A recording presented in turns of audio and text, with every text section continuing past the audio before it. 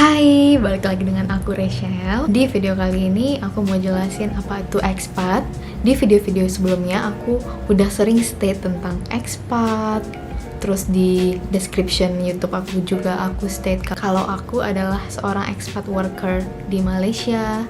Dan ternyata banyak banget teman-teman aku dan penonton YouTube aku yang nggak tahu apa itu expat, terus pada nanyain expat itu apa sih kak, bedanya sama TKI yang bekerja di Malaysia itu bedanya apa, kenapa nggak disebut TKI aja, kayak gitu ya. Jadi di video kali ini aku mau jelasin apa itu definisi expat dan pekerja expat ini tuh biasanya bekerja di mana aja dan gimana prospek bekerja sebagai expat. Tontonin video aku dari awal sampai habis dan jangan lupa like, comment, dan subscribe YouTube channel aku kalau kalian suka dengan video aku ini.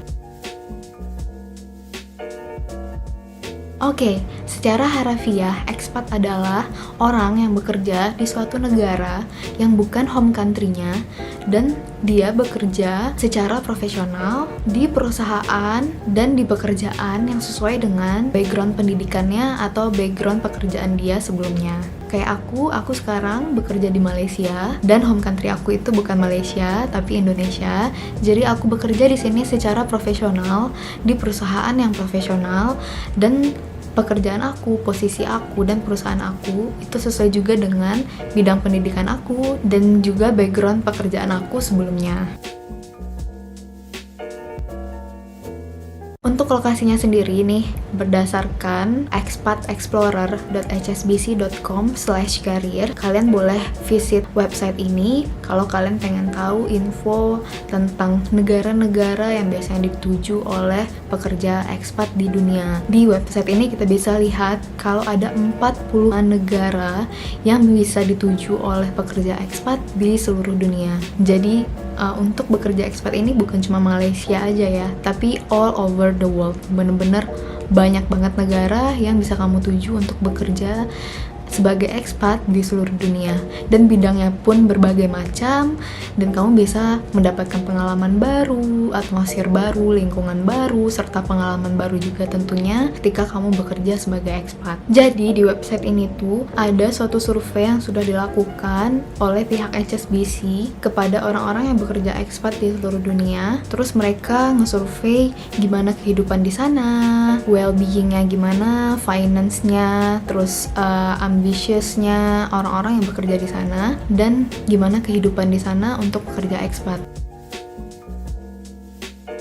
Nah, dari hasil survei ini kita bisa menyimpulkan kalau secara finansial negara-negara yang bagus secara finansial yang bisa dibilang gajinya itu bagus untuk bekerja secara expat di sana ada 3 negara. Yang pertama Switzerland, yang kedua Qatar, dan yang ketiga Singapura. Sedangkan untuk ambitionnya sendiri, untuk karirnya yang cemerlang di sana, mungkin promotionnya bagus atau bisa cepat mendapatkan promotion untuk bekerja di negara tersebut dan lowongan pekerjaannya banyak gitu ya. Di kategori ambition ini 3 negara terbaik adalah Arab, Polandia, dan Jersey. Jadi buat teman-teman yang pengen bekerja expat dan pengen juga nih ngeliat peluang karirnya ke depan gimana, nah kalian boleh search pekerjaan untuk expat di 3 negara ini. Selanjutnya untuk well-being-nya yang bagus, jadi work and life balance-nya itu seimbang. Jadi kayak nggak terlalu stressful, hidupnya nyaman, terus aman gitu ya, tentram, sejahtera gitu ya. The best 3 countries adalah New Zealand, Switzerland, dan yang ketiga ada Arab. Nah, itu tadi yang the best ya. Nah, kalau aku pengen gaji yang gede, terus potensi karirnya juga bagus, tapi hidupnya juga balance gitu, work and life-nya itu di mana ya?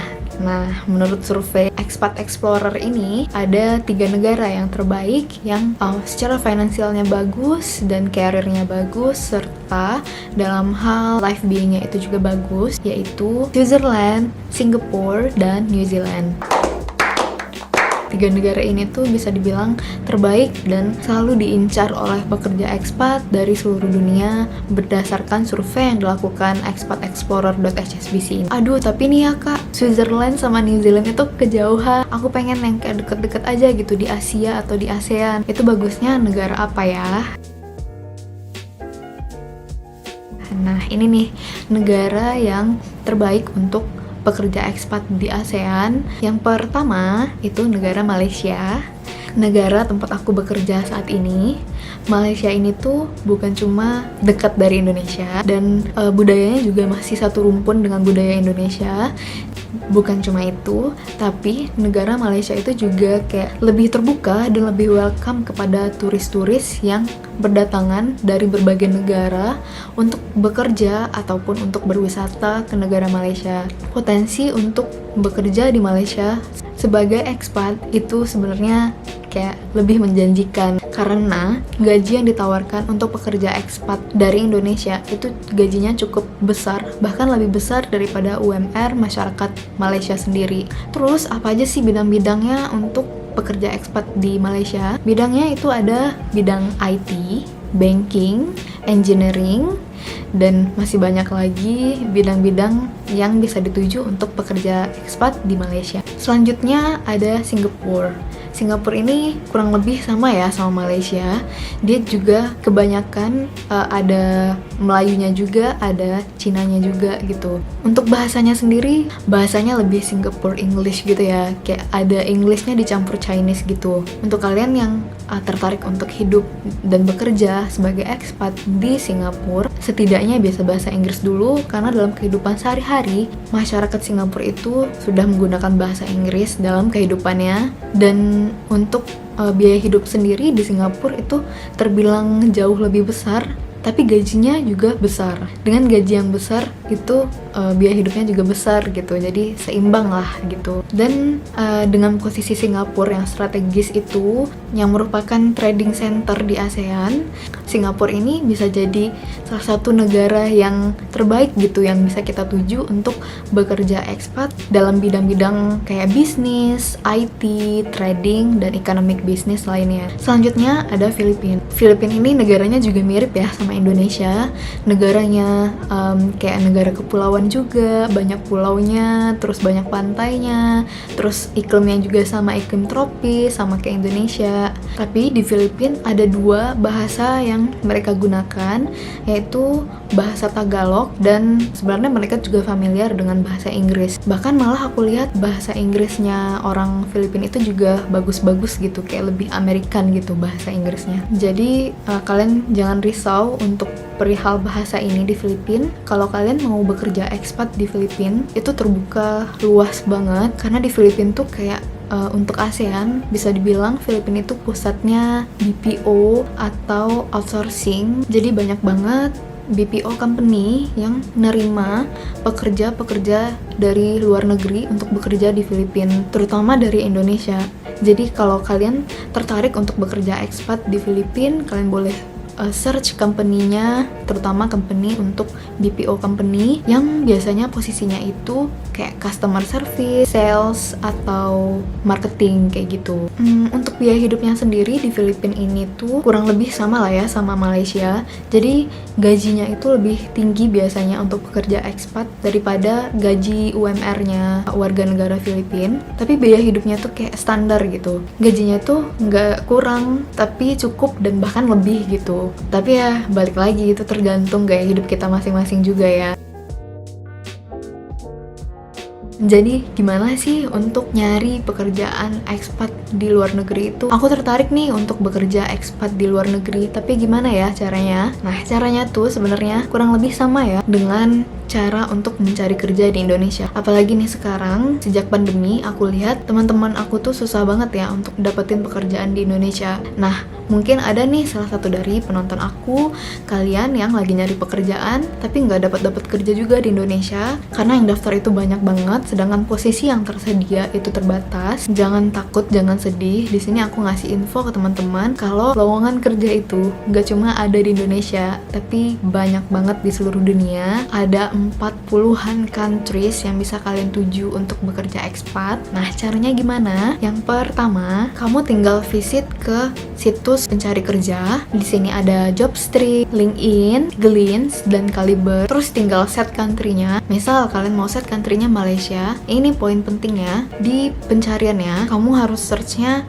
itu dengan keywords Indonesia atau Indonesian speaker. Jadi kita bekerja di luar negeri itu kemampuan berbahasa Indonesia kita itu dimanfaatkan oleh mereka dan bahkan dibayar. Jadi ketika kita mencari kerja untuk kerja ekspat itu, kita harus memakai keywordnya itu Indonesia. Jadi apapun pekerjaan yang keluar nanti yang available di negara tersebut, tinggal kita sesuaikan aja dengan background pendidikan kita dan background pekerjaan kita sebelumnya. Tinggal dilihat requirements-nya sesuai apa enggak dengan diri kita sendiri. Nah, kalau dirasa udah sesuai nih, nah kita tinggal lihat apa step selanjutnya. Apakah apply-nya itu melalui HR, jadi kita tinggal email HR-nya, bikin cover letter-nya, dan attach CV atau resume yang terbaik. Atau mungkin nanti dari website job seeker ini bisa didirect langsung ke situs website perusahaan.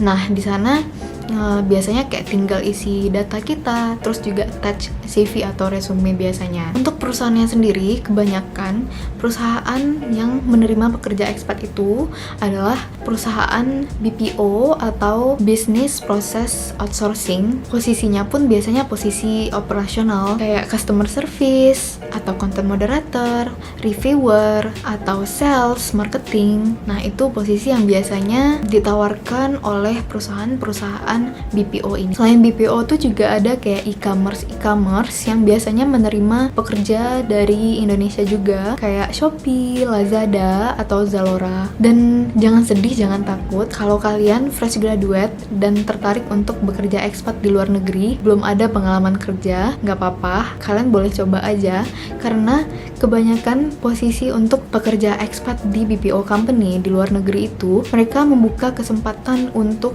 new entry atau fresh graduate yang baru tamat kuliah.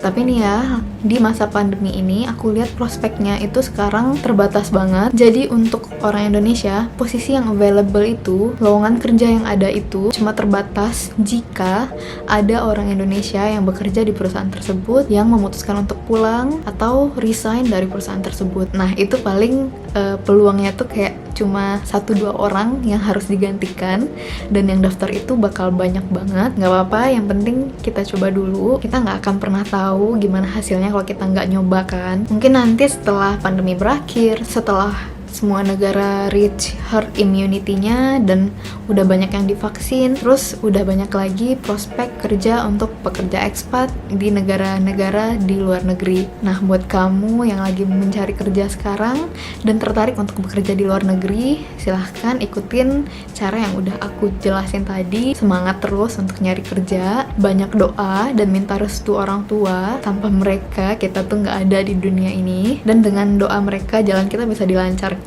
Mana tahu dengan didoain orang tua dapat rezeki bekerja sebagai ekspat di Switzerland gitu, kita nggak tahu kan. Oke, buat teman-teman, stay safe, stay healthy, dan aku Rachel, see you on the next video. Bye.